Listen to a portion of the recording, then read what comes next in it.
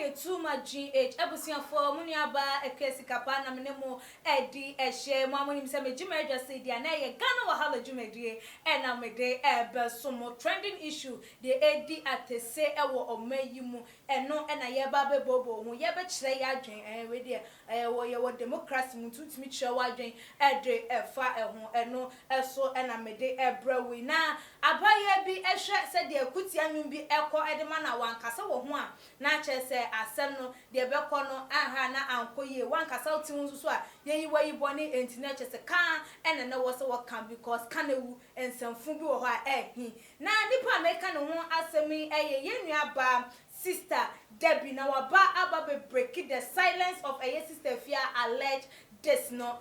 abusuamu mayembonra ensem no emu Ghana for some amunim se nche ye bia na abaya ne din anantuni abaya ne din ede sister Fia wo de new single our title no WMT ebebe tu edwa ene chese ensem no wutie dia ene wutimi wo se we ekodema we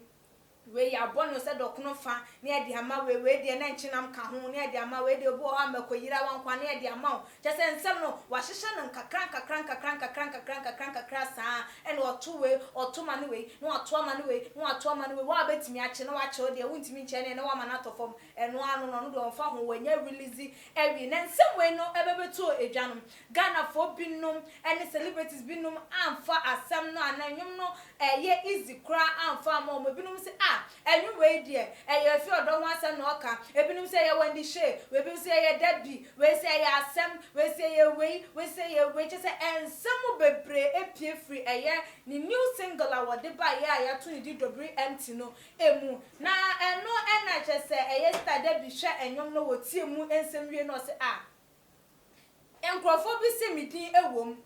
side bi abaye yi boy enti ene meba na mababa be yi abaye yi anmeba be kanya sasempa ede akire no se oba besia utimitena se ahyehye nyom enumfo nyom tantan we de ba se ane Ghana fo enti osori a wosi ane wo ye nyumtuni ntoko na wo pa na se nkabomu na wo pe na chese wabo bona adwenje akire abaye anu akire ne se yes panyin de panyin entinefie man kwada enwe na nkanye se ebu na nkawefo a wo ka ho ebinti se wantia abaye yi ama na hu ne gina be ene ne bobre wo nyumto adwuma yeko ni mu a wanhwa na wo befa ho ade aye de ense na no ana wo de to eja se na wo pa enti wo be o de this song ba na wentimi anya ekwan bi amfa ndese ase wa wo hu na wo sa be de say come on, do I look like come on. Make we move on, concentrate on Africa Meme then. You like you don't need like that. You don't need. How can you say you do this song where you this your own body? Oh, that one dear yawa cry. You don't try. How? Anyway, so yeah, you people Debbie asembe na wo ko say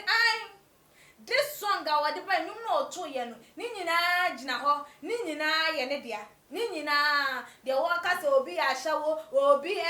fa small boy ni den and obi boy etua na say and obi boss every no ni nyina ye ono a we ene eye ensem adabi e de bo se anyum ne de enkomfa ma obi nti magana fo bia enka se anyum no ana gana fo ntage nyon ne mfa ma wandi she emfa ma no dabi emfa ma afia odo emfa ma wo mo maka montage nyum no emfa ma eye sister afia na because ensem a wo kan ye ni nyina no ni nyina eye ono an biography ena wakenkan ede ama Ghana for we ene eye ensem a eye sister dabi ede ebebetu edwa efa eye sister efia na nyom WMT no eho na ensem we etu edwa no se dem di kan Ghana for binum acha wo mo agena eno ena ebinum ese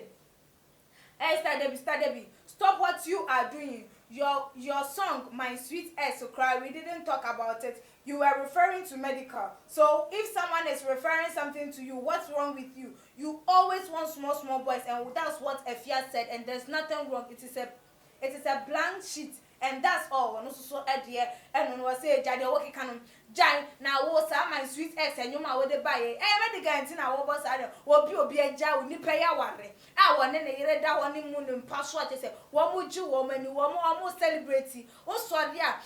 aba brante ya na tese wo da dwen no ho ne yi amanu nti wa ba beto e ho nyum eno krampo yanka no obi aba be ka na asem wo ka cho se jai nkwada afa na fa mpanifo wa ye o we atendidie we bufuo we watu adu we wo ba fan say we ho ba kase anu this song no ekoma wo no a wo tumufo na muntie ye nua shedi edia wode eba ye o say me I don't know what to say. I don't know what to say because nowadays Sister Debbie has become unbecoming. Anything she will talk about, anything she will bring her view. What is wrong with you? Are you really okay? Because nowadays your reaction is not or no so I don't think say we dey tribro for pan or dey urban. Or say they say oh ya na dey ya abrusu bibia wo beka bibia wo besoso bibia wo be kire wa de adan bibia you okay pan de wuji the passenger depression bi na ha wana se bibi na wukom enu nti obi asem bi obeba beka bi aye wahi utimi tomane no anyhow any bi asa na